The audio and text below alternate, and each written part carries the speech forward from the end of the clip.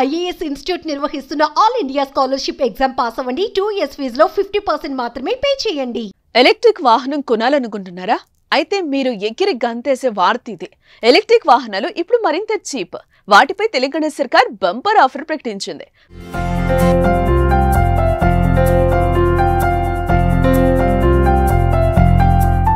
బైక్లు, 4 వీలర్లు, క్యాబ్లు, ఆటోలు, బస్సులు, ట్రాక్టర్లు ఏది కొన్నా చవకే. నవంబర్ 18 నుంచి ఈ సదావకాశం ప్రారంభం. ఇందుకే తెలంగాణ ప్రభుత్వం ప్రకటించిన ఆఫర్ ఏంటి? ఎందుకోసం? ఢిల్లీకి వెళ్లి స్వచ్ఛమైన గాలి పీల్చుకోగలమా? లేదు. ఇప్పుడు ఆ అవకాశం లేదు.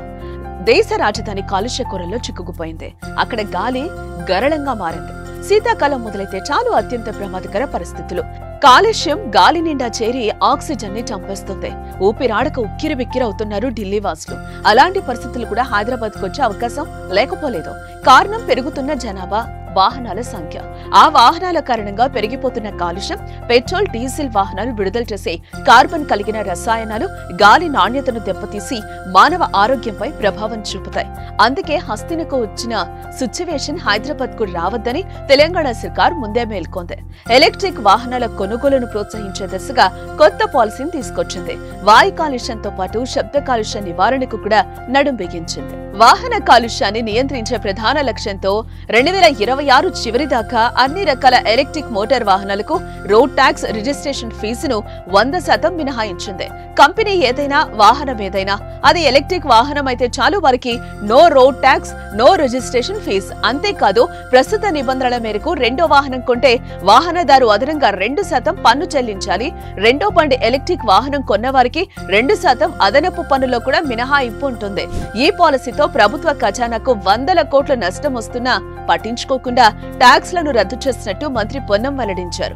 రాష్ట్రంలో వాహన కాలుష్యాన్ని తగ్గించే లక్ష్యంతో ఈవీల వినియోగాన్ని ప్రోత్సహించేందుకు కొత్త పాలసీ తీసుకొచ్చామని తెలిపారు. ఈ రోజు జియో నెంబర్ 41 ద్వారా తెలంగాణ ప్రభుత్వం తరఫున 31/12/2026 వరకు 2 సంవత్సరాల 1 నెల 15 రోజుల పాటు రేపటి నుంచి ప్రారంభమయ్యేటువంటి ఈ యొక్క జియో ప్రభావం 2026 డిసెంబర్ 31 వరకు ఉంటుంది. ఈ జియో నెంబర్ 41 ద్వారా తెలంగాణలో ఎలక్ట్రికల్ వెహికల్స్ గానీ, అదేవిధంగా ఆ ఎలక్ట్రికల్ వెహికల్స్ లో ఉండబడేటువంటి అంటే దాని పరిమితి unlimited. First of all electrical vehicles కు సంబంధించి పరిమితి అనేటువంటిది లేకుండా ఎందరైనా దాని వల్ల కంప్లీట్ గా పొల్యూషన్ ఫ్రీ ఆఫ్ హైదరాబాద్ సంబంధించిన విషయంలో చేయాలనే ఆలోచనతోటి ఇందులో ఎలక్ట్రికల్ 4 వీలర్స్, అదేవిధంగా ఎలక్ట్రికల్ 2 వీలర్స్, దాని తర్వాత ఎలక్ట్రికల్ సంబంధించినటువంటి commercial passenger vehicles, taxi or tourist cabs, electrical 4 wheelers, private cars, electrical 3-సీటర్ auto rickshaws, GHMC, non GHMC area, electrical light goods carriage including 3 wheelers goods vehicle, GHMC, non GHMC area, electrical tractors వాళ్ళకు కూడా tax exemption 100% ఇచ్చే విధంగా నిర్ణయం తీసుకోవడం జరిగింది. Electric వాహనం కొన్న వారికి రోడ్ ట్యాక్స్ రిజిస్ట్రేషన్ ఫీజు మినహాయింపు ఊరటనిచ్చే విషయం. మీరు కొన్న కారు ధర 10 లక్షల లోపు అయితే 14%, ధర 10 లక్షల పైన అయితే 17% రోడ్ ట్యాక్స్ మిగులుతుంది.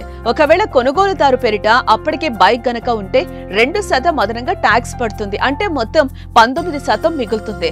ఆ రకంగా ఈవీ కారు కొన్న వారికి 1.40 లక్షల నుంచి 1,90,000 దాకా బెనిఫిట్ లభించే అవకాశం కనిపిస్తోంది. బైక్లు కొన్న ధరల్లో 12% రోడ్ ట్యాక్స్ మిగులుతుంది.